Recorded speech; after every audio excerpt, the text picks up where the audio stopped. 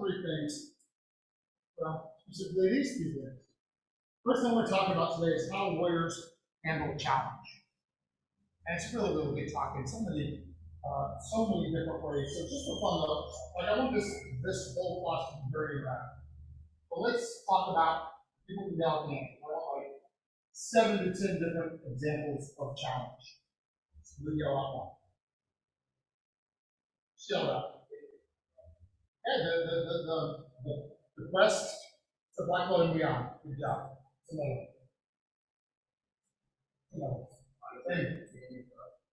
Good job. I like what they did. Financial challenges. Well, our management of ourselves within our time. Good. Because I don't live in time, but we do have to manage ourselves within time. I can't manage time, that's God ordained, but yes, sir. School can be challenging. Self-care. Self-care can be challenging. Doesn't talk about mental health type stuff, or mental health, physical. Good. And physical. Good. Relationships. And what about like if we go into a hurricane, or a pandemic, whatever. So just raise your hand if you realize that if I give you another 2 minutes, you can go with a bunch more. Point is, there's no shortage of challenges. And as Jim Rohn used to say so famously, the things that happen to us happen to all of us. What's different is the set of ourselves. Now, there's one thing that makes you different than all regular people. That is your warriors, by definition. All of you realize you are enlisted in a martial art. In other words, yes, all the rest of what we do is even more important. But you understand that the word martial means warlike.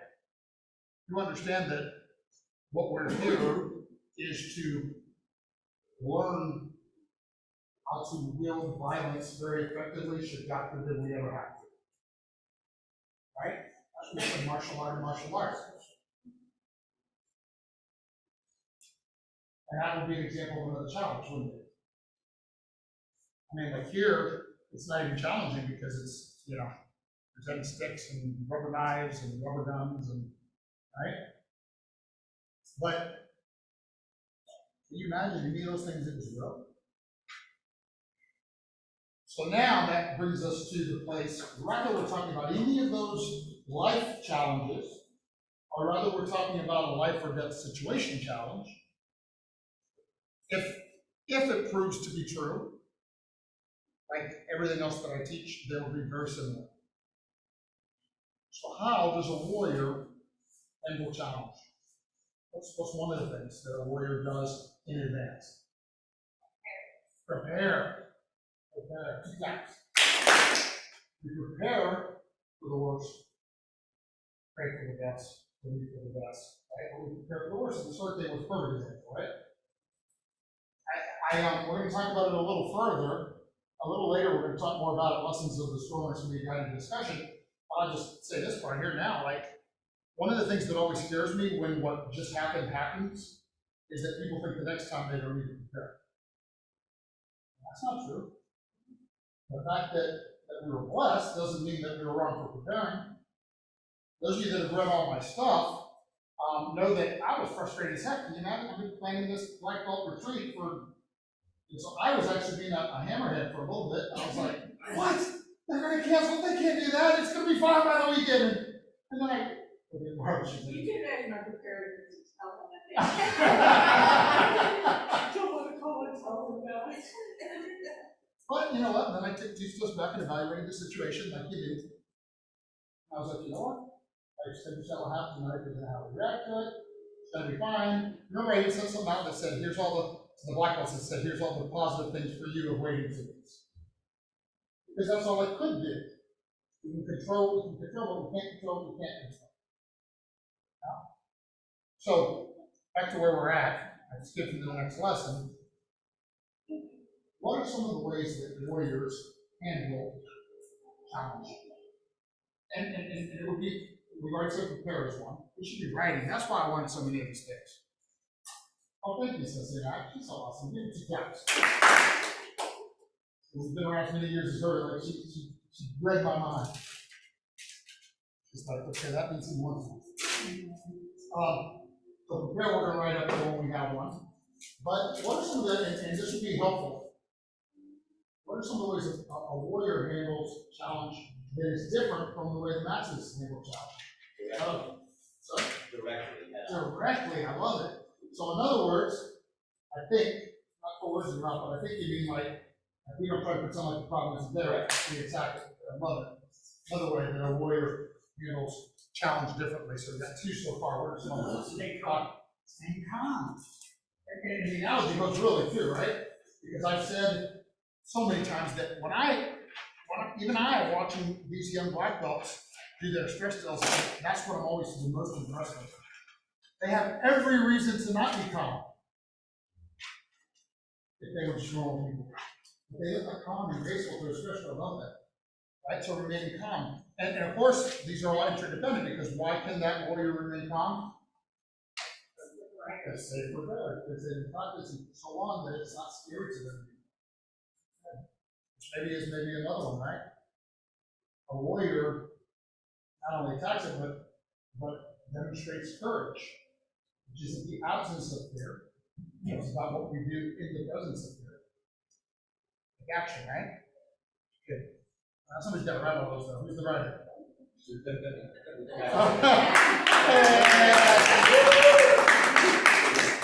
All right, well, remind Sensei Mac where we're at then. Like, the other word, prepare. Call it, this is the whole title. You can abbreviate if you want. Our warriors handle challenge.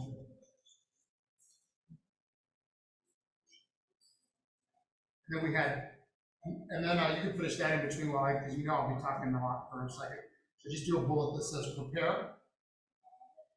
And then there was direct, and then there was courage. And there was one before that. What was the one? Calm and courage. Thank you. And who had the hand up just now? Jacob. Courage. Stay calm. Okay, good. Yes, sir. Please do.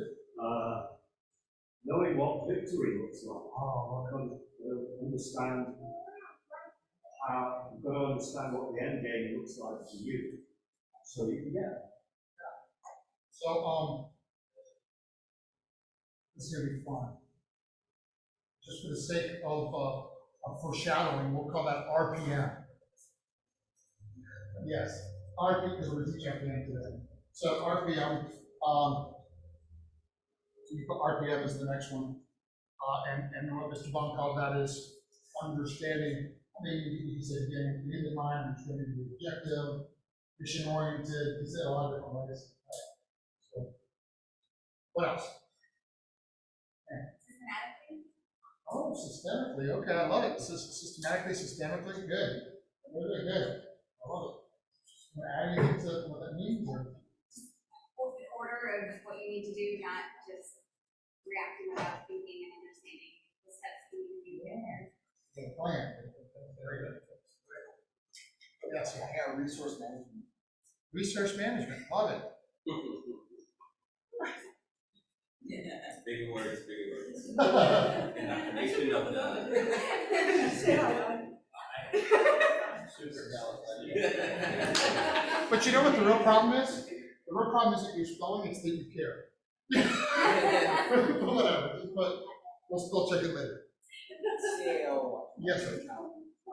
Kind of goes with preparedness. Is always have more than one path.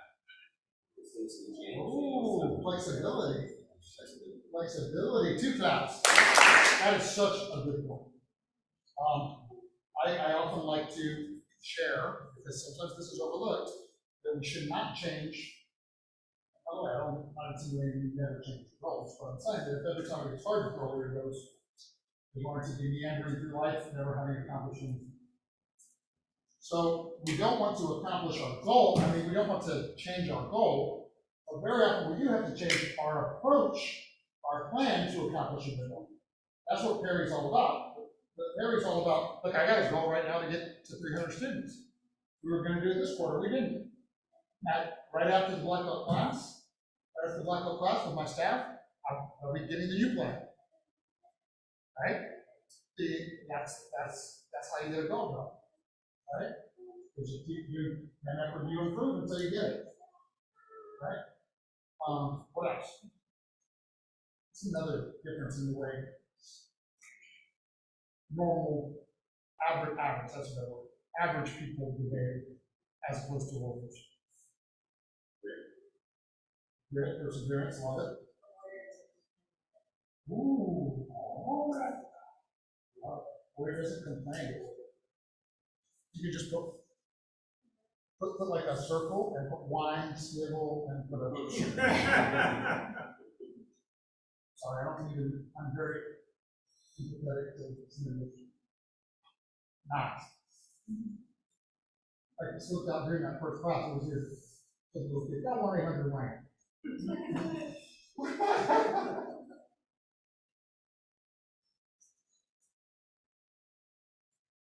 How about this? And this is, granted, this is just taking the content further. Does a warrior ever panic?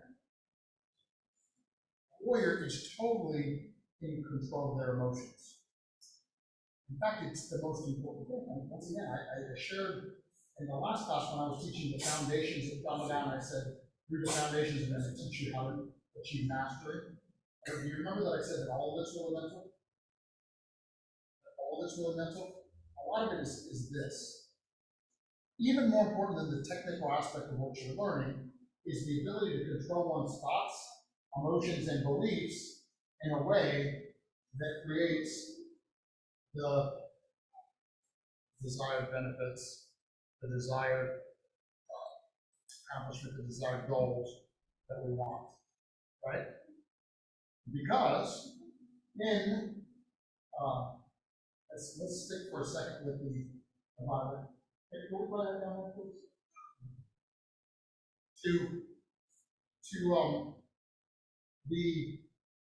Let's stick for the analogy for a second, let's stick to the violence.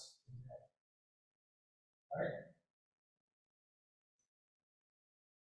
You could even be the better warrior technically. And if the lesser warrior can get you to lose control of your temper, to give into anger or fear or any other distraction, the lesser, meaning less technically proficient warrior will win. So I think it's one of the most important ways that we understand the concept of being a warrior. When we're in school, if you go to a code blue, somebody's having a heart attack and they're legally dead. You come in there, they teach us the first thing is take your own pulse. Calm yourself down, because if you're not in control and you start to blabbering out stuff, oh my God, you're no good to anything. So just calm down and take your own pulse as a way to get yourself back into the moment. And then you can take care of the person who's really bad. Love it. All right. So let's take, because we're moving on to the next lesson pretty quickly, but I want you to make sure, please, to take what we just talked about and apply it in the situation. Right? Because we know, once again, that learning, knowledge without action is useless. Right? That's Aristotle said it the nice way. Knowledge without action is useless. I heard it much less nice way than Aristotle said that when he was the Roman student. Jim said, look, listen, so don't just learn for the sake of being wisdom, because you're just being motivated idiot. He says, instead, learn to act. Learn so that you take action on what you know, and then you can control your life. Right? So the point is that what we want to do is make sure that you're able to actually apply this somewhere in your life, even beyond just in the dojo. I hope it will be very, very relevant to what you're going to go into your life. I hope that part's obvious. But this week you can apply it somewhere in life. I told the true story in one of my classes, but I don't remember. I've been teaching all day and it's all been great. But at one moment in time, I actually told a story, from that in truth, I was in my 30s and still didn't have control of that. My kids know that, right? Like, I did not have my total emotional control of my temper in my 30s. And, and some of those stupid little temper tantrums, like the time that I threw all the stuff off the back of the truck, And sometimes it was like somebody paid for it. But in either case, it was a lack of control of my emotions. And the point of the story is that if in that time I wasn't, because at that time I was already, but in that time, I would have had this lesson and I would have actually went out and I would have been in any of those situations I just shared. And I would have stopped and said, this is the chance to apply what I just learned to you. That would have been powerful and powerful for change. Because we are what we repeatedly do. So every time we act the way we don't want to, we're moving in that direction. Every time we act the way we do want to, we're moving in that direction. Does that make sense? Yes. All right, so lessons of the storm, and ironically, these are going to overlap really nicely. But this one, the way I designed it was to talk about, like, there's some good things, there's some bad things, and then there's just some things, and like, we're going to take all the lessons, like, what can we learn from the experience we just went through with Ian, right? And when I talk about the experience, I talk about the whole experience. Because whether we're talking about, right, Ian, or we're talking about the pandemic, there's two discussions, right? There's what actually is happening, and then there's people's reaction to what's happening in both forms of analysis. Just so that we don't make the same mistakes again. Right? Now, here's the way we're going to do this one. I would like Mr. Vaughn and Rhett and Dr. Mike, and you guys want to do some meetings too? Okay. And you guys can split up. All right. And Francisco. Okay. So those are going to be the leaders for the discussion groups. Okay. And then real small groups of 2-3 kids in each group. Everybody got it? Yes, sir. And if you're sensei, whatever, you still get it in a group, right? Like, obviously, you're already a leader far beyond your years, but in fact, you should kind of be spread out too. Okay? All right, go. All right, clap it up. All right, so listen, guys, here's what we do. First of all, it's so edifying for me to watch you guys together. What a great group. It's so cool to see all the different people of different ages and different experiences interacting the way that you do this. It's very, very praiseworthy. We do so 2 times. Now, here's the challenge, because here's how we're going to do this. To make it more than one thing at one time. One, to include, we're going to have a good recording. 2, it's great practice for people. So we will speak in this meeting, of course. And each group will decide if they're going to speak. The leader can speak for the group, they can send somebody else up. It doesn't really matter. You're going to come and give your lessons. But look at the camera, the TV right now. And what you want to do is make sure everybody, by moving towards Sensei Thomas in that direction, get out of the camera. Okay?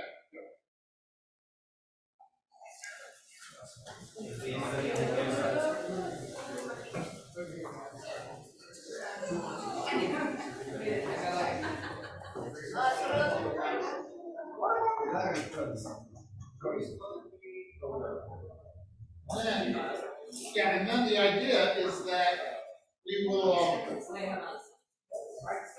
the idea is now that one at a time you'll get back in the camera, right? So whoever's the designated, actually the whole group will go.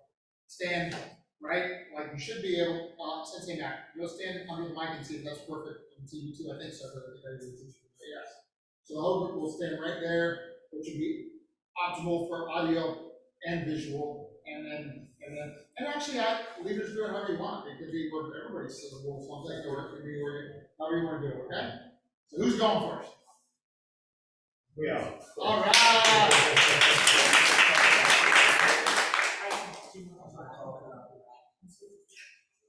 And of course, everybody else, while the people that are by the mic, nobody else in the room will be talking. Okay.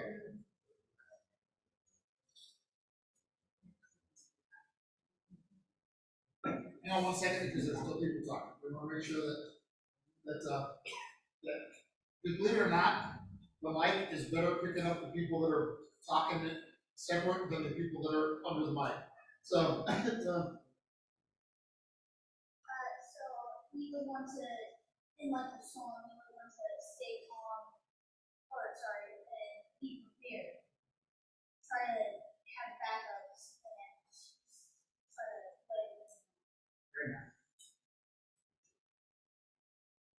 We also came up with not being distracted by the overly dramatic media hype and social media. Make your own mind up about what you think, and don't let the drama of it all suppress you or take your eye off the ball in terms of things you've got to get done, and not inject fear into thoughts. Stay calm during chaos and try to be ready to readjust as things change. Two of the things I brought up was one, making a good use of your time, whether that be catch up on something you haven't had time for, or just you've been working really hard, so spend the time relaxing or something. And also being a good member of your community by offering to help your neighbors and stuff, or the kind of funny example I brought up is like if you're a house of two, you don't need a ginormous like 10 cases of water or something like that. Like think about other people as well. wow, that's good stuff. Good job, you guys. Good job. Who's next? Who's next? Go ahead. We're too slow. That's what's in my, took you too long to get up off the ground. I bet you they move fast next time.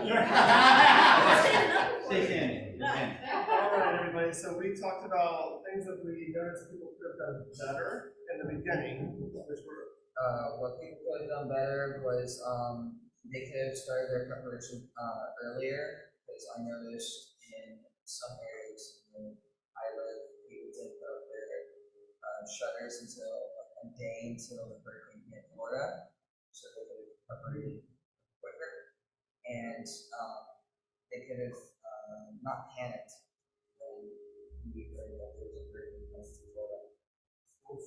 And then one of the things we followed up on that is proper preparation prevents panic, right? You live in Florida, you know hurricanes hit. Why don't you have non-perishable things in your house at all times? So that panic mentality sets in because you're like, oh my gosh, I don't have any of this, I don't have any of this, and that's what causes the fear. If you're properly prepared, you have food and water, non-perishable stuff, then when the hurricane hits, you're not one of the people fighting in the Walmart parking lot for the last can of Vienna sausages, because you already have that stuff in your house. I mean, it's just like anything else, and that's that warrior mindset, right? It's like carrying a firearm or whatever. It's that warrior mindset. You're prepared prior to the emergency, so that when the emergency hits, that doesn't cause you to panic. Now, there might be other things, right, which cause you to panic, like the news, but you're not panicking because suddenly you're like, oh my gosh, I don't have bread, I don't have water, I don't have my medicine. Be prepared. You're living in a place that gets hit.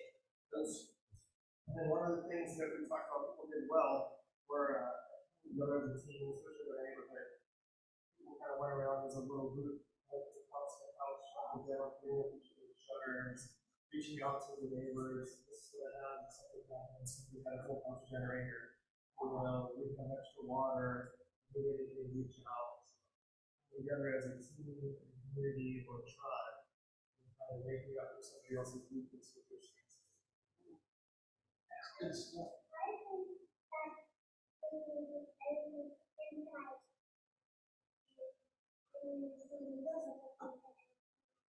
I like it.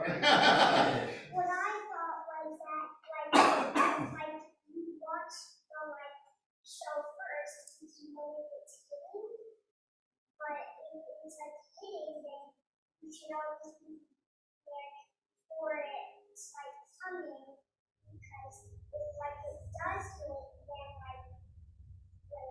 if you're not prepared, then you'll have to restore to buy a bunch of stuff.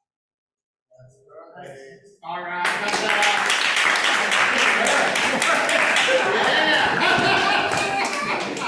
I was trying to give you a chance to get up. I'm locked and that's not gonna get up. Well, we learned who's really on our side and who isn't. Well, as a team, we came up with that things can change very quickly. That we thought the storm was heading towards us and it actually turned south. Be there for others, very important. Neighbors, like you were talking about. Need to sometimes convince others to do what they don't want to do. Like my sister and brother-in-law, who are very smart, college-educated people, who were going to ride it out at the beach because they just knew everything was going to be okay. And the only reason they came to Tampa, to our house, was the city wrote them an email that said, "We're shutting your toilets off. You can have all the water you want, you just can't flush." So that's what got them out. And then ultimately, don't worry about things too much that can be replaced by money. The most important things are people, your pets, your family, your neighbors, but things that are just things, do your best, but you know what? Ultimately, those things can be replaced. That was amazing.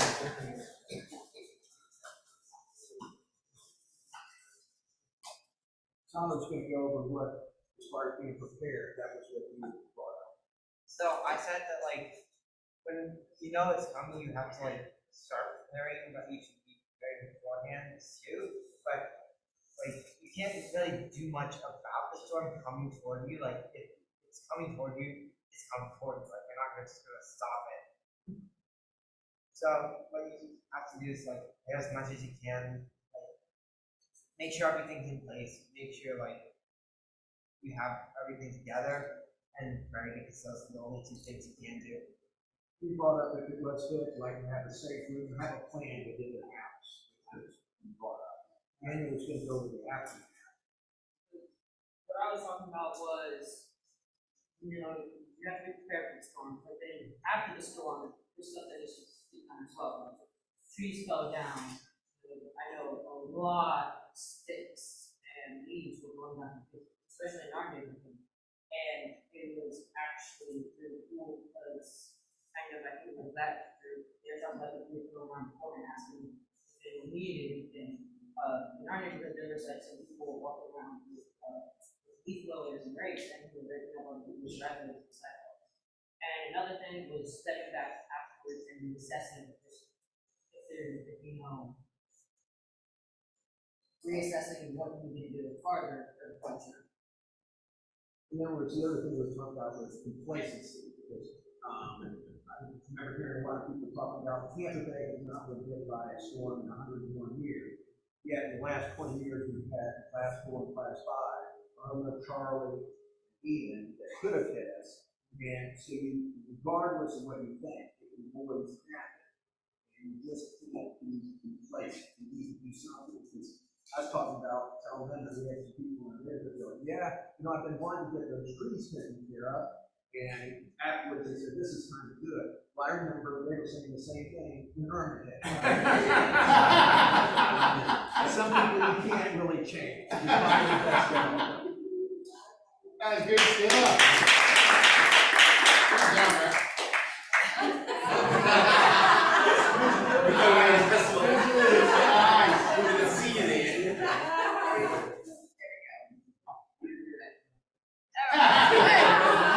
We kind of went through everything. So we went through good lessons, bad lessons, what we would do again, and things that we would not do again. So I think one of the good lessons, which I wouldn't even have thought of, was mentioning a mental break and how you can take this time to really like reset and kind of focus on what's important, and just kind of self-reflection. So that was great. Do you want to expand on yours? Well, generally, in that sense, was with school and work and everything going on, we usually spend all our time focused on that. We don't focus on ourselves. So what happened to me personally is I was super low on sleep. I wasn't eating at the right times, and my body was just not happy with itself. because of that break and because it got rid of the distractions, it's able to look inside and say, okay, I can fix this. So I go back to those things. I still apply what I am now is eating at proper times when I wake up, eating my food to bed at proper time, which then helps me perform better when everything resets back to normal. Yesterday. And one of the items that we would redo, we were talking about doing some nice things that almost give you a sense of normalcy. So we had a nice dinner, right? And that kind of helped make you feel like you're still living your normal life. There's chaos around you, but you can at least have that sense of calm, spending a nice family dinner together. Some things that we would not want to do again, personally, would be not letting the negativity of everything going around you kind of like overcloud the positive things. So yes, it's frustrating. I'm trying to work, I've got kids home, but then stepping back, that's time with our family. We don't often all have to be in our house together as a family of four. So it was time that we could sit down, and even if it was something as simple as watching fishing, we could be together. So that is something, we could redo. And then as far as a lesson learned would maybe be not procrastinating. And then to go on that, like not procrastinate, like not waiting to the last minute to get items, and like non-perishable. More on that, this is non-perishable items, like how we got their suggestion. That was because of the storm, not the Steelers. But we just need to make sure, like staff at Fort Myers, they weren't prepared as much as they could have been as we were when Zeus was coming towards us. So we overbought, like we got a lot of perishables, we got gas, as you can see, the stores are rigged up, but Fort Myers probably wasn't as prepared. Fort Charlotte, like we could just all be prepared more, because I could like totally turn ways and went towards Texas or anywhere. So just being prepared is the most important part right at the moment, like for storms. Awesome.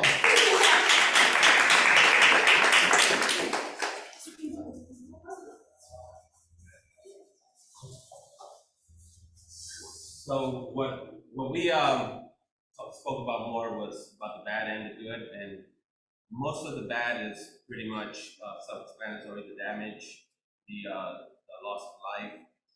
But a lot of the things that we did focus more on was the good, and that was the fact that community came along and found everyone. There's a lot of things that I explained to them that sometimes I didn't even know who my neighbor was until a disaster would happen.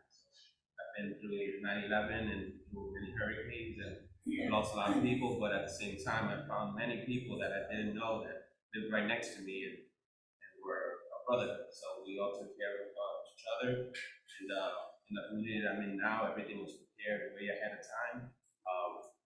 Now with Cape Coral and Fort Myers, the way that it is now, I used to live in Cape Coral and Fort Myers, and I have a lot of friends there. So I've been doing trips, taking tarps and things like that. So just the fact that we are safe and some people aren't, shouldn't mean that you should reserve all of the things that you've gathered for another rainy day.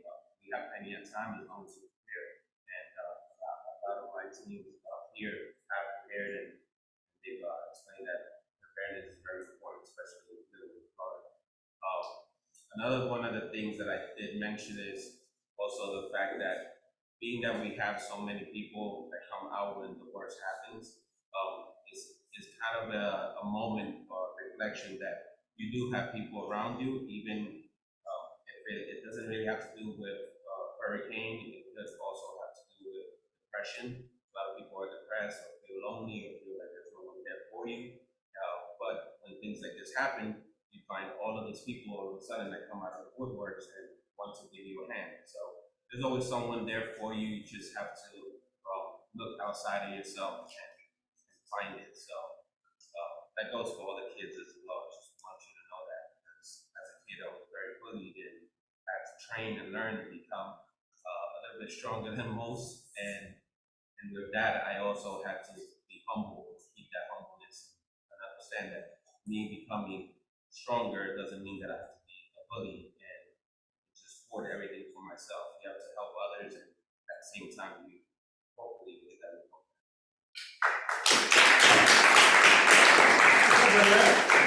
Everybody gather around real quick, everybody come close, right here, to wrap it up real quick.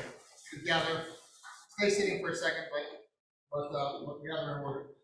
First thing I want to show just real quick, we'll be wrapping up real quick, obviously, and then don't forget that if you're a ground level or above, that we're rolling right into your class. The coolest thing from that exercise, even better than what I anticipated, of course, it's the whole idea with the exercise. There's lots of ideas with the exercise because the kids get up and they speak, right, and all the, so there's lots of stuff going on. But what was cooler than anything that was so validated was, did you notice that every group had a lot of really good things and they weren't even the same things? Right? Like none of us individually could come up with that many things. If you go to the, and we will, you know, Shan Harley and I will spend time now editing all of this, and like, you go and you take all that, right? Like, there's a lot of good, I think I'll probably turn it into a public service announcement and market it all over Tampa Bay, right? That was a lot of good stuff that came out. I also want to talk about gratitude for one quick second. And you may think that what I'm going to say is gratitude because the thing turned away and didn't hit us. But it's actually a different gratitude that I want to talk about. Most of you did speak, one of the commonalities in most of your speeches was the awesome people and the awesome neighborhoods and how many great people came around and all that stuff. You need to recognize this, young people. Most people don't live any place like that. I suspect from what you said, you came up the other way too. And I'm telling you, look, right now, where he was talking about that, those people gotta be afraid of people like raiding their houses and stealing from them and all kinds of like crazy things. Like you guys have blessings that you don't recognize that you were born into. And it's because of sacrifices of your parents, and it's because of, right? And I just felt led that I wanted to share to remind you that the next time you're feeling sorry for yourself about something. Because the reality is, listen, of course you can still find stuff to make yourself about. The things that are negative in our life are always available to us. And so are all the others. And for everybody in this building, there's a lot more good than bad. Right? I think that in times like this, when we come through such things, it should be one of the things we really love. I guess because of overtime, we're going to wait on RPM. More suspense, cliffhanger for the next time. But that was an amazing, amazing class, and appreciate all of you guys making it so.